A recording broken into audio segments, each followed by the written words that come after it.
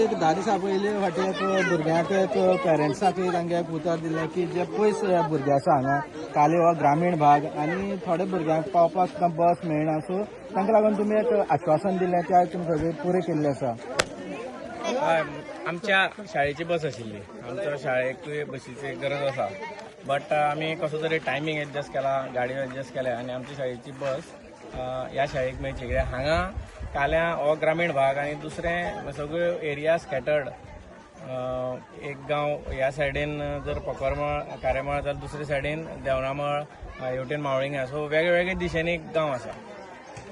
एक पयली बस जर एक गांवान एकाक 1:30 पावली जाल्यार लास्ट गांवान पावता म्हणजे 3:30-4 जाताली आनी भुरग्यांक तेजे नंतर जेवपाचें अशी तेंची अडचण जाताली.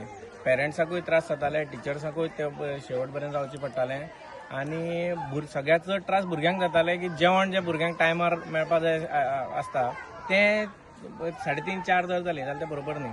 म्हणून जेन्ना ही समस्या सगळ्यांनी सांगली म्हाका, टिचर्सांनी सांगली, पेरंट्सांनी सांगली आनी दोळे मुखार दिश्टी पडली तेन्ना म्हटलें की आमच्या शाळेक बस आसात आनी मदलो टायम खुबसो ती बस बेकारूय उरता. सो त्या टायमार जर आमी तें हें करूं शकले, जर आमच्यो गाडयो आनी सावड्ड्यान आमची जी शाळा आसा थंय बाकीची वेवस्था जावंक शकता, हांगा ती जावंक शकना.